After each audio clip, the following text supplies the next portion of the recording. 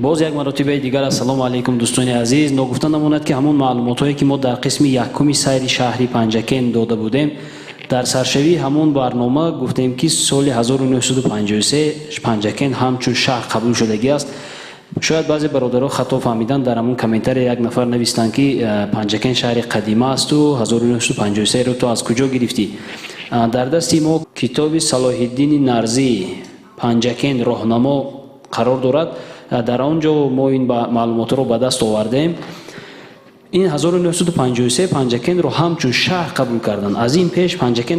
در هیئت دیگر شهرها و دیگر ناحیه ها قرار داشتگی است. به نهایت یک شهر قدیمه می باشد. در قسم دوم باشد میخوام از دهه هایی که در شهر پنجکن شاملند معلومات داده باشم. 14 جماعتی که در شهر پنجکن قرار دارد. از جماعت سرم سر میکنیم. دهه هایی که در جماعت دهاتی سرزم شامل هستند: چوبات، مهر، عوضعلی، صاحب نظر، رجب علی، نور زندگی، چیم قلعه، کمر، باستانده، حوزک، کمرتاش، باستانده پایان، حوزک بالا، عبدالصمد، کهدامن، تگرمون تپه، چیل ارچه، تامیریس، یک کسده، شورنوه، شورنوه خورد، سررزم، شورنوه نو، جماعت دهاتی چینار، نوریستان، چاروادار، چینار، شرشره، دروازکم، جماعت دهاتی خلیفه حسن، صوفیان، کبودسنگ، کوکتاش میگفتند، نوروز تپه، قش تپه میگفتند، شورچه، سور، زیبان، دیوشتیچ، جماعت دهاتی سوجینه، دهی سوجینه، دشت، میسزار، دشتی مله، برکت، قمسای، جماعت دهاتی کوستراش، چارباغ، فیلمندر، کوستراش، ناوی چاماق، خونگران، گنجی نیهان، بیدک، جام چشمه، آخ کوتل، سوغدیان، جماعت دهاتی لایق شیرالی، غوسر، بهار، مزار، نواباد، ورزی کنده، قماق، زوران، جماعت دهاتی رودکی، مرغ در، کوشانه، ششقت، زیر حصار، نگنات، کلالی، پنجرود، مدوره، یک خانه، ارتوچ، نگناتی نو، ششقتی نو، بوستان، جماعت دهاتی یاری، دهه یاری، میندانه، زیدی، ویشیست، سوی ویشیست، روزی آبناک، دشتی قاضی، کشتودکی پایان، کشتودکی بالا، جماعت دهاتی اماندره، اماندره، زرین رود،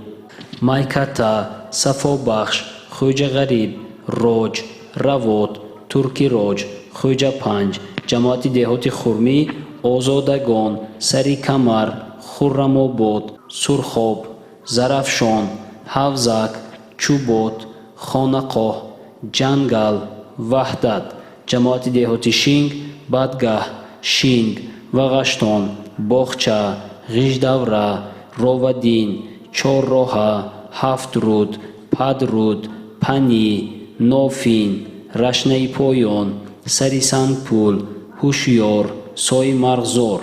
جماعت دهاتی ماغیان، غیزنی بالا، غیزنی پایان، خورمی، سار، پل گرداب، ماغیان، فانی، پشتی قرغان، میدانچه ماغیان، راغیچ، زینداوود، آبی باریک،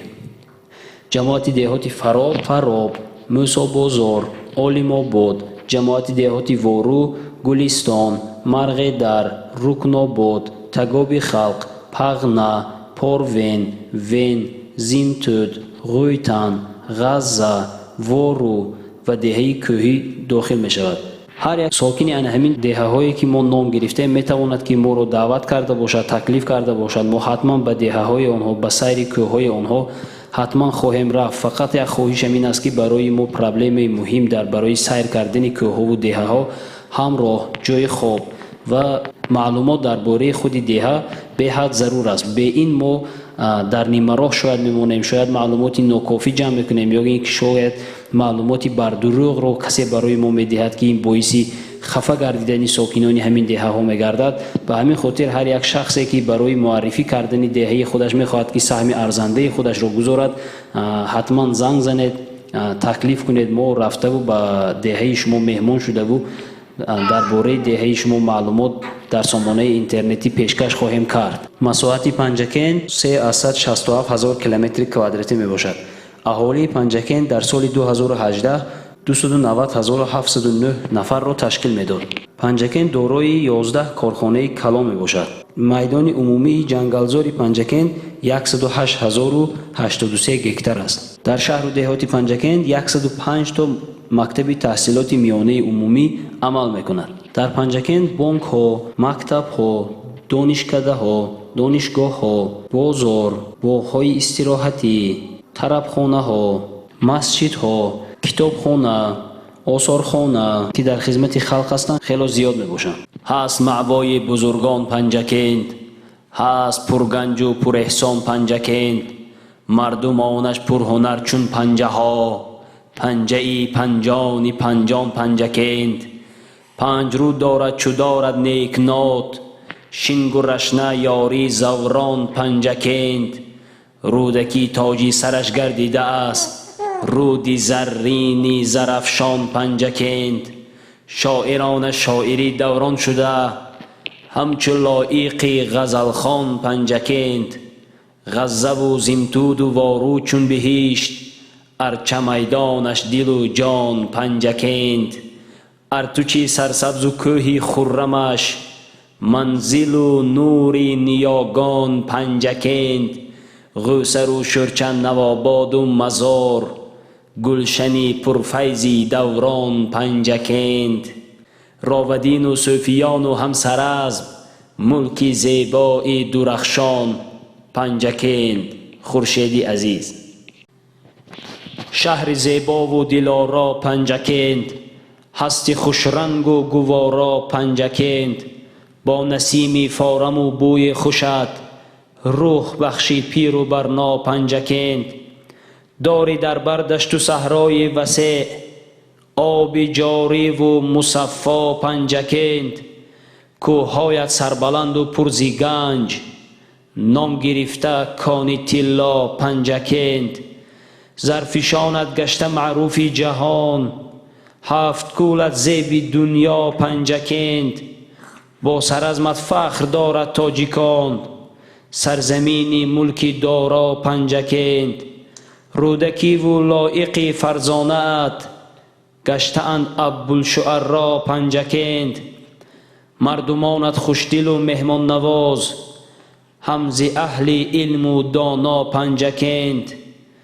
نوجوانانت بس باننگ و آر، شیر دل چون شیر صحرا پنجکند، دخترانت نازنین و دلکشند، همچو گل در حسن زیبا پنجکند، تو بزرگی با چنین فضل و کرم، 100,000 بارک الله پنجکند، دوست دارندت بس خرد و کلان، با همه شادی و غمها پنجکند، مهر تو چون نور ایمان زنده است، دائما در سینه ما پنجکند، پس زی مهر و قلب پاک این دم خلیل، نام نهادت شهری بالا پنجکند.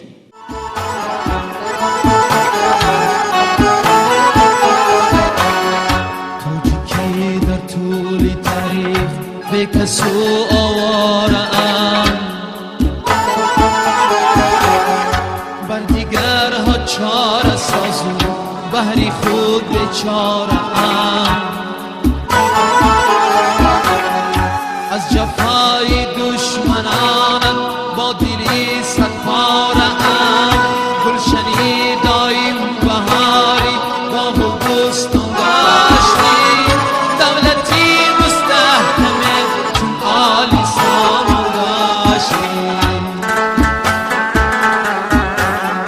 گلشنی دایم بهاره باغ و بستان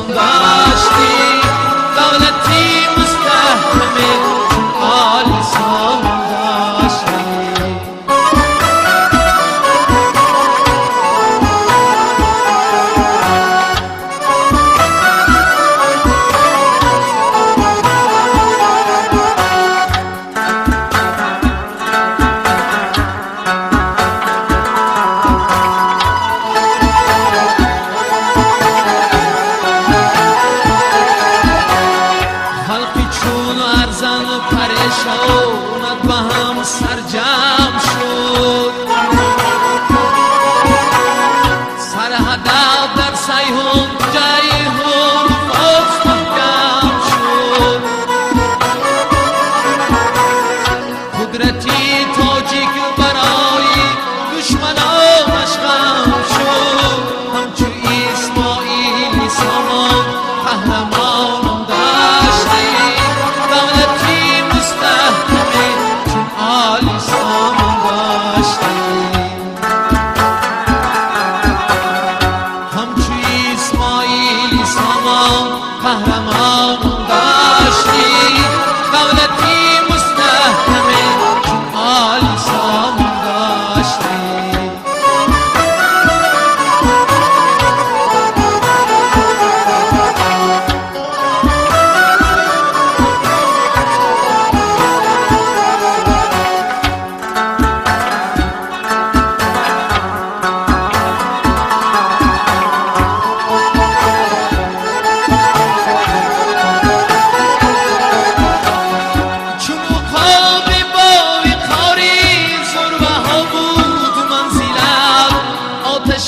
زحمت میپختم مرزعی آب و گیلم رودکی در شعر و داستان بود چراغی محفلت همچو فردوسی و سینا ماهی تابان داشتی دولتی سلام علیکم دوستان عزیز تماشابینان محترم ما برای چی نوار رو کردیم اولا اینکه من خودم در همین شهر پنجکن کلان شدم این شهر برای من خیلی عزیز و مقدس و به نهایت با قدر است کودکی های من در همین پنجکن قدیم و در کوچه های همین شهر گذشتگی است دویما اینکه برای سخن شما که نشکند سخن کردید که از پنجکن بوستانی نوار کن من اومدم از شهر جان و جان خودمون از شهر پنجکن بوستانی نوار کردم چه تا به کدام درجه توانستم و نتوانستم این حواله به قبول کردن نوارهای ما رو از مد نظر شما بعدا این است که میخوام که به همین واسطه ها با شما شناس شوم چه خیلی گفتم زاده وادی زرافشان دهه دشت قاضی بچگی هایم تا به خط کردن مکتب در همین شهر پنجکن گذشتگی است میخوام که در کانال ما ابونه شوید یک برادر و خواهر و پدر و مادرهای عزیز شویم در یک اویله به حسابی در یک اویله قرار گرفته باشیم اگر از یگان منطقه های دهات جایها کوه و کوهسار یگان بلندی و پستی ها سخن میکنید سخنتان نور دیده و تاج سر برادر عزیز ما حتما رفته و از جایهایی که شما میگوید نوار میکنیم تا حد امکان ما رو تنها نگذارید در اطراف ما باشید که تا هر کس و ناکس ما رو پیشپا داده و میان شکن نکند به حسابی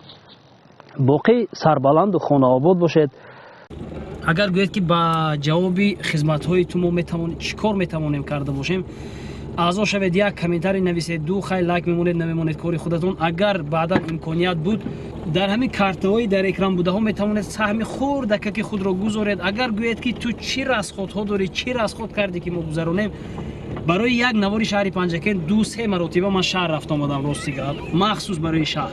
نوارگیری شده دویمان رفت آمد جای خواب باز برای من میخوام که دیگر دهه ها دیگر منطقه های جمهوری تاجیکستان وادی زرافشان خودمون رو معرفی کرده باشم برادر عزیز من از کار و بار زندگی دست کشیدم فقط همین سمت رو اختیار کردم خودتون چقدر خبر دارید از 1 مارس سر کرده یوتیوب برای ما بلاگرها پول نداده ایستاده است خیلی مقداری کم داده ایستاده است که وقت هایی که میداد هم خراجاتی هر روزه خودی برنامه های ما رو نمی برداشت اگر ما رو به درستی قبول کنید زنده باشید سلامت باشید بعدا خراجات های زیاد برای تکمیل دادن تجهیزات برای ما زیاد تجهیزات های لازم است که برای خوبتر و نقصتر نوار کردن همراه لازم است برای همراه پول لازم و همین خاطر بسیار چیزها هست اگر ما رو به درستی قبول میکنید پناهتان به خدا زنده و سلامت و سربلند باشه خدا حافظ